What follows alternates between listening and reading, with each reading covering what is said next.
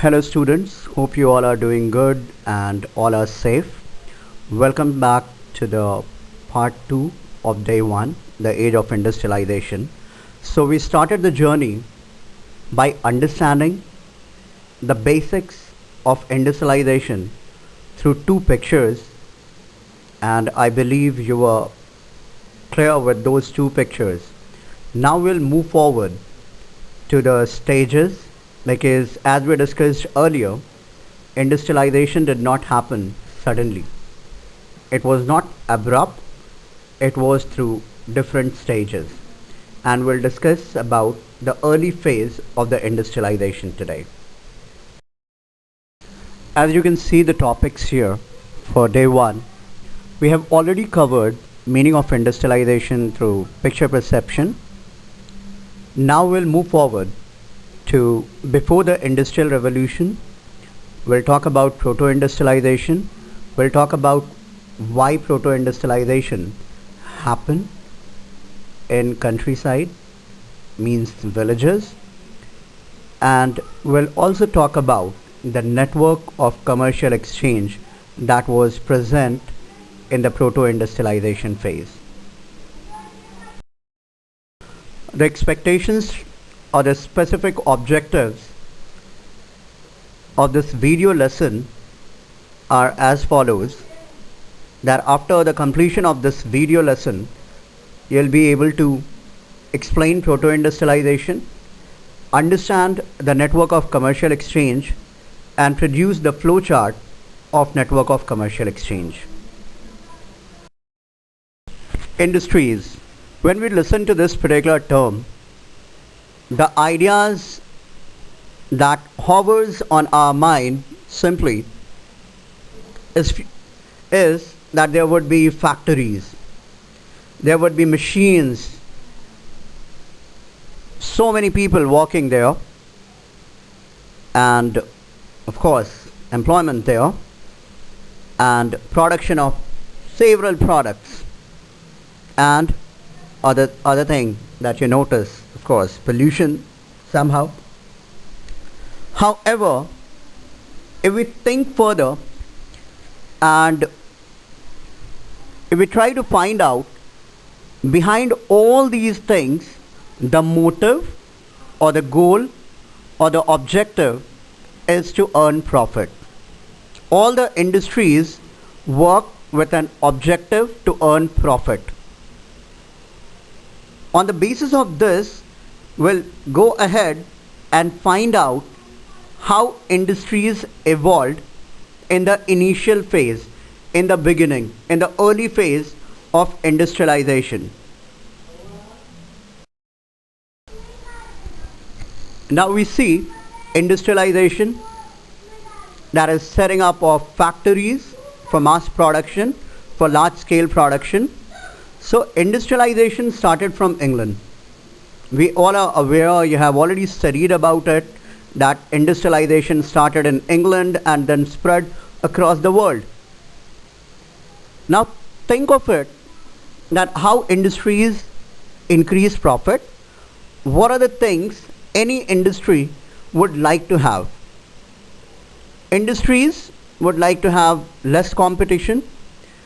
They would like to have market share, that more and more market, so that whatever you are producing, whatever an industry is producing, there must be a clear market for that. A market where the product should be sold and there would be n number of people to buy those products. So demand should be there for the product. There should be sale of product, and eventually whenever there would be demand for a product, large scale production inevitably required. And other than this, industries do advertisement, they do branding, and based on the branding and advertisement, products are sold in the market. In the previous slide, we discussed that industrialization started in England and then spread across the world. True. Now the question that arises, and the question that could be hovering on your mind, is simply, why England? Why not any other place? Why it did not start in United States or India or South Africa or any other country? Of course, there are reasons behind it. And the reasons are very clear. Look at the map as well as this mind map. You would be able to understand easily why industrialization started in England. Favorable conditions were available in England, and hence industrialization started in England. At first, you can see the first point is geographical advantage. When we say geographical advantage, the geography of England supported England to have the first industrial revolution. You can see on the map around England, you can see Irish Sea, North Sea, English Channel, Atlantic Ocean. So it was very easy for England to export its products to different destinations, to different parts of the world. And hence, geographical advantage helped England to have industrialization in the first place. Now the next thing is international market. Let's say you are an industrialist, you are an entrepreneur, you are producing a product, any product. So of course you would like to have buyers for those products, and then only you would be producing more and more products. And for England, the best part was that England had a full-fledged international market available. So England was aware whatever they are going to produce, there had been demand in the international market. And hence, England pushed towards industrialization. Other thing, undoubtedly, the socio-political factors. If we talk about the society or the politics of England, it was quite stable. There were no social clashes in the society, not so many. The clashes in fact started later on after industrialization. And in terms of politics, England was a stable country with a stable government, with stable monarchy. The next, transportation, which we have already discussed in terms of the sea trade. It had better transportation, and of course within the country also England had better transportation. The other factor is agricultural revolution. Agricultural revolution helped England and pushed England towards industrialization, because if we talk about initial industries that was set up, like cotton industry, that was an agro-based industry. It means an industry that is based on agricultural product. So the raw material came from agriculture. There was plenty of products or agricultural products available, and the transformation of those products were required, and hence industrialization started in England. Other than this, availability of minerals, they had plenty of minerals available, they had cheap labor available. My mistake. They had cheap labor available. For any industry, it is very important to have the availability of cheap labor, and that was available in England. So going through all these points, we can clearly assess that there was favorable conditions for the industrialization in England, and hence industrialization started in England. Now let's talk about Proto Industrialization. When we say Proto Industrialization, the prefix proto is used to show something that is initial, something that is early. So Proto Industrialization was the early phase of industrialization in which mass production started, large scale production. So as we were talking about the goal objective earlier, so the goal objective is to earn profit, and in order to earn profit, it is required to have large scale production. So when large scale production or mass production, means production for people, production for masses, start, that is called large scale production. So two keywords that you need to keep in mind simply: one is the early phase of industrialization, and another one is mass production. So very simply, we can define proto industrialization as the early phase of industrialization when mass production started. Although there were no machines, there were nothing, but yes, large scale production started, and hence we use the term industrialization. Else there was no reason to use the term industrialization. So proto industrialization is the early phase of industrialization when mass production started.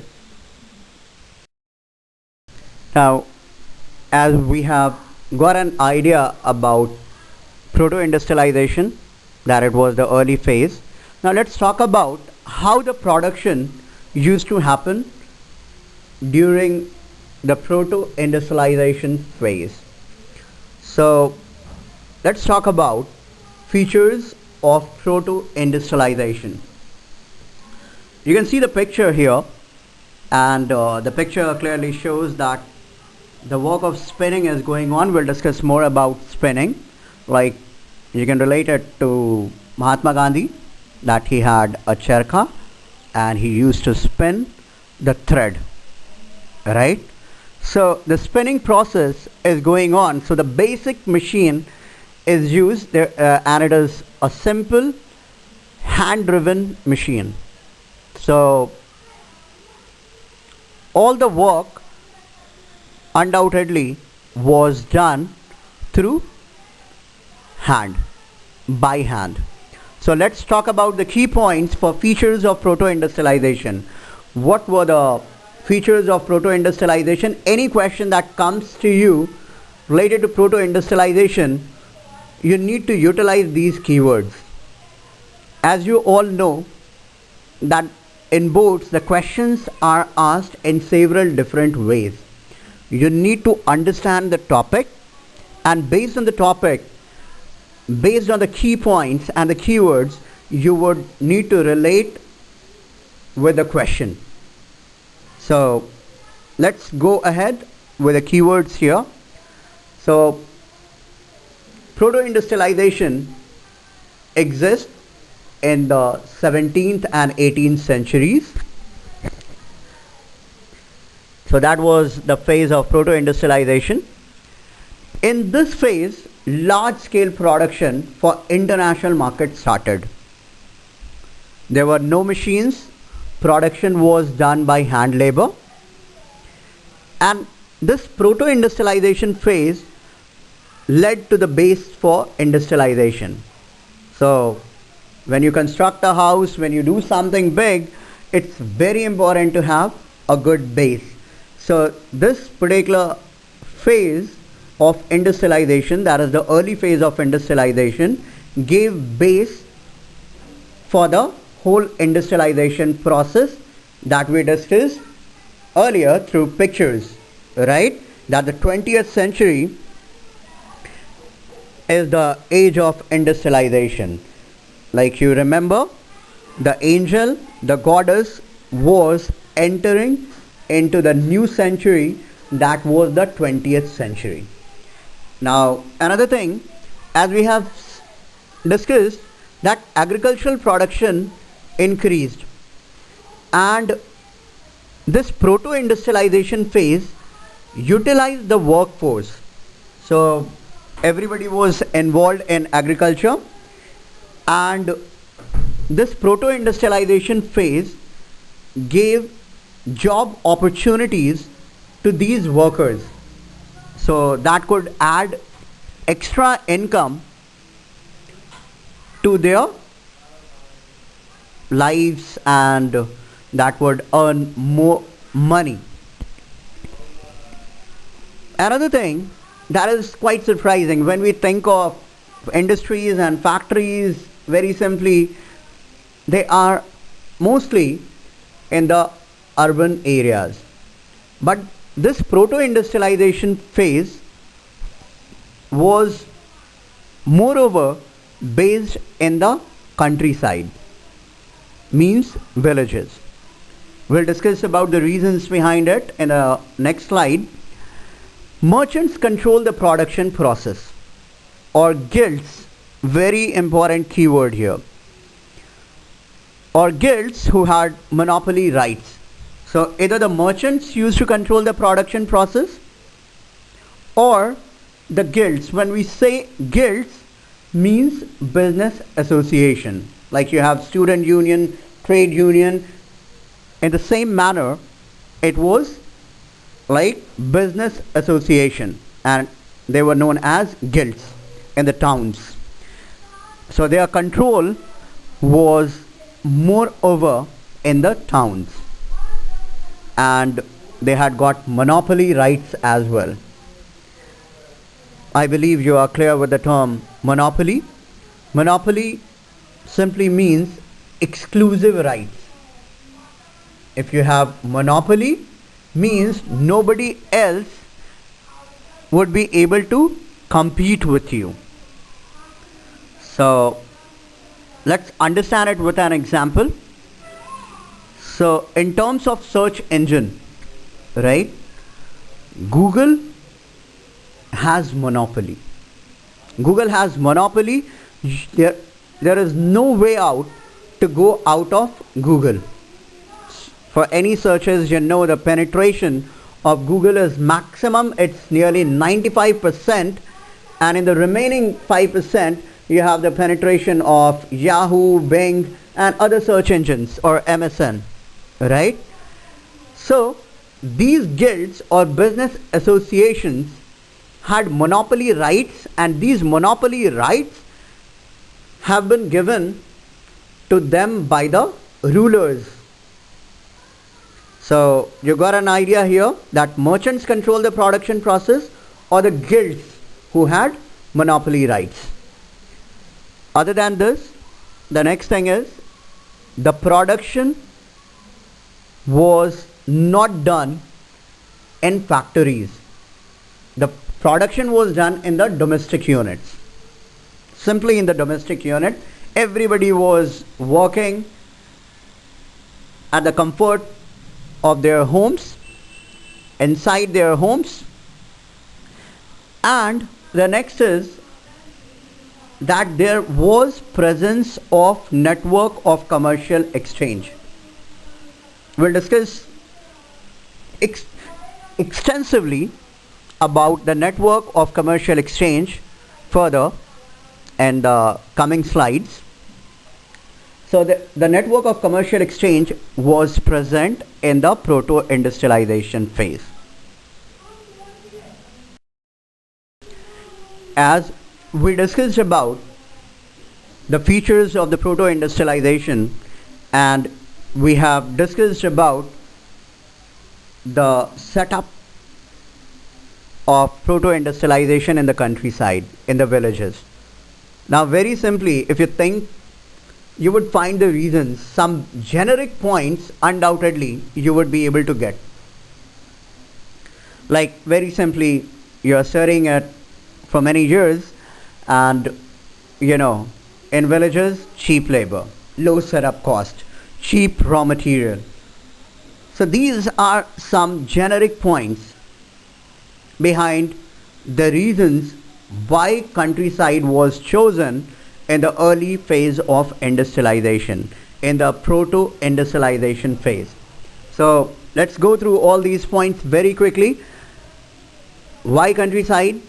Why the setup of proto-industrialization was made in the countryside, in the villages? The questions could be asked in several different ways. Again, I'm telling you, I may repeat this because this is the essence to understand all the topics, keeping in mind the flowcharts and the keywords, because these keywords you would need to explain in your answer. You would need to present in your answer. So don't go by question, don't go by questions, go by topics. So any format of the question that would be asking about the reasons behind the setup of industrialization in the countryside, you would need to use these key points effectively. So one way the question could be asked, why countryside was chosen, and the other way around, it may also be asked, why towns have not been chosen. So I believe you are very clear. In both the cases, the answer would remain the same, right? You need to understand the question and answer based on the key points, based on the topic. Now let's move further. So cheap labor, you understand, was available in the countryside. The setup cost undoubtedly was low as compared to the towns or cities, because you can easily compare from your real life experience as well that the living, the cost is less if you are living in a village. If you are living in a city, the cost is high, and if you live in metropolitan cities, the cost of living index would be higher, right? Other than this, the agricultural laborers or the agricultural farmers got an alternative source of income for their families, because the production could be easily done in the comfort of their homes. It was like a cottage industry. Now the next is, as we discussed in the previous slide, about trade guilds, business associations. So there was strong influence of trade guilds in towns. So without their permission, it was not possible to have any industry being set up. So that was the reason why people or the merchants move towards countryside. Now the next is monopoly of trade guilds in towns. We have already discussed in the previous slide that yes, these trade guilds had monopoly. They had monopoly rights, they had exclusive rights, so nobody else were allowed to do anything without their permission. And why would they give permission, right? Because everyone is concerned about their own business. Everyone is concerned about their own profit. The same was the case there, that these trade guilds did not want anyone else to interfere in the share of income that they had. Now it is very important to throw light on the trade guilds or the business associations. So the basic idea we have already got about trade guilds, and these trade guilds, as the expansion happened and world trade started, everybody started earning huge profit. Merchants wanted to expand their production and they wanted to set up the production units. But these trade guilds, the urban crafts and trade guilds, they were so powerful, they did not allow the merchants to set up their production units. We have already discussed it. I have just put down all these points for your convenience. There were associations of producers that trained craftspeople, maintained control over production, regulated competition and prices, and restricted new entry into the trade. So everything you can see here, whether it was control over production or competition or the prices or restriction, everything was moving around trade guilds, right? Rulers had also granted monopoly rights, we have already discussed it, to produce and trade in specific products to the guilds. Now, as we discussed in the features of Proto Industrialization, the last one you have found, it was network of commercial exchange. So there was a presence of network of commercial exchange in the Proto Industrialization phase. So the Proto Industrialization phase worked under the merchants. There were several merchants, and under merchants several workers used to work with different expertise. This is very important to understand. It's very important to have a clear idea of this particular flowchart, and it will help you in understanding the network of commercial exchange, and eventually you would be able to answer several questions based on it. I was preparing this particular flowchart on PPT. However, I have found this particular flowchart handmade from one of the best notebook of last year, and I would also like you guys to prepare such flowcharts, very clear flowcharts in your notebook, because this would help you to understand several topics easily. Now let's move ahead. Let's talk about the network of commercial exchange that was present in the Proto Industrialization phase. So the Proto Industrialization phase, in the Proto Industrialization phase, merchants controlled the production process. We have already discussed.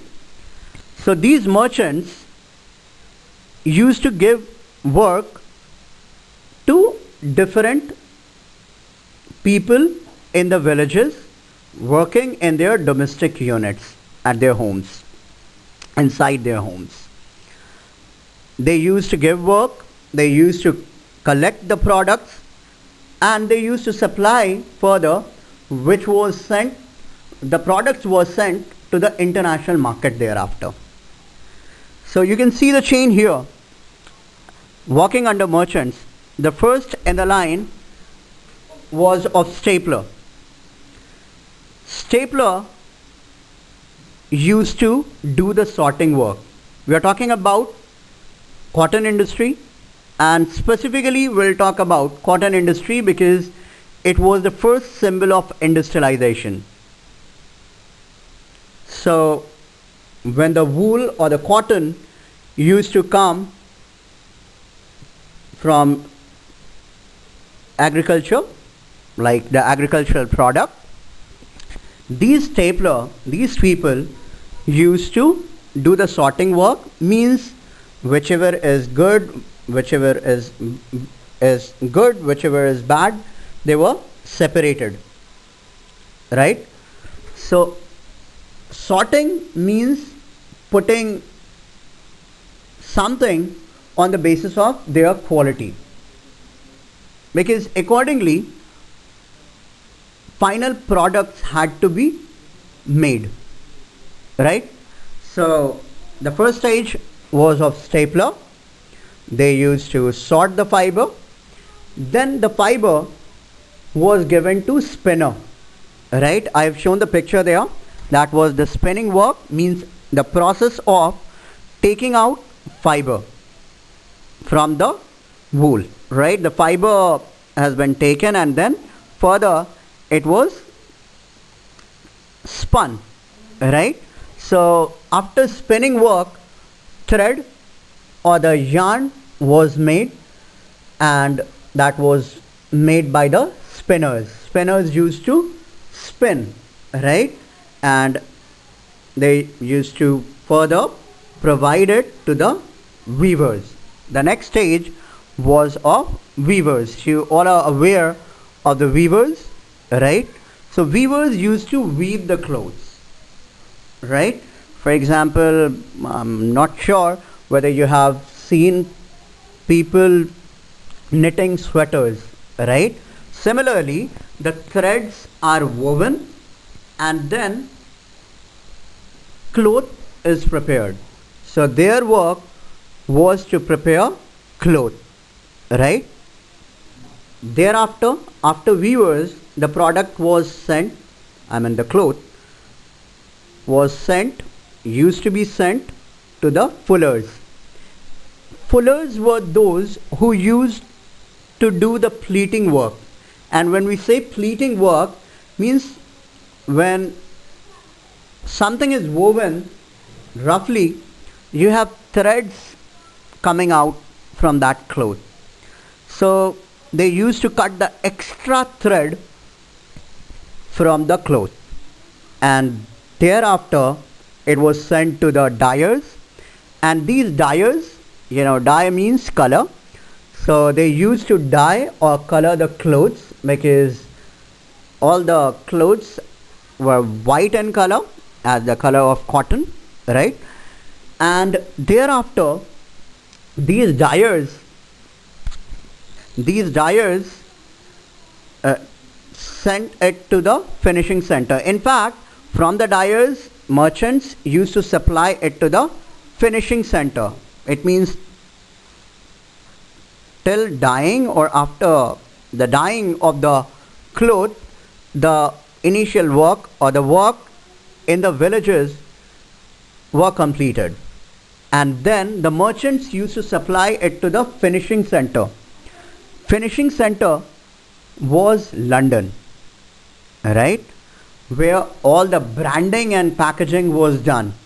So when the clothes are prepared, thereafter it is very important to pack, to seal, to put brand, and then thereafter it was sent to the international market from London. Got it? So the whole process, you can see, was well managed in the domestic units, starting from the stapler till finishing center. Finishing center was London, very important 1 mark question, and thereafter it was sent to the international market, right? So let's start from the beginning, recap it. So stapler, spinner, weaver, fuller, dyer, finishing center, the work is done.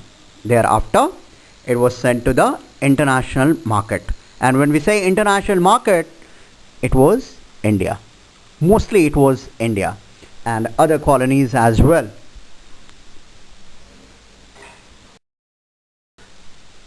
Let's have a quick recap for the network of commercial exchange.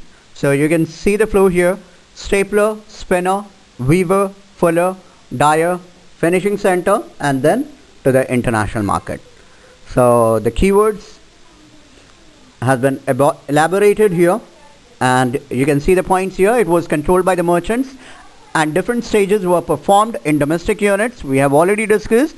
Stapler used to sort the wool or fiber. Then it was sent to the spinners, who used to spin and produce yarn.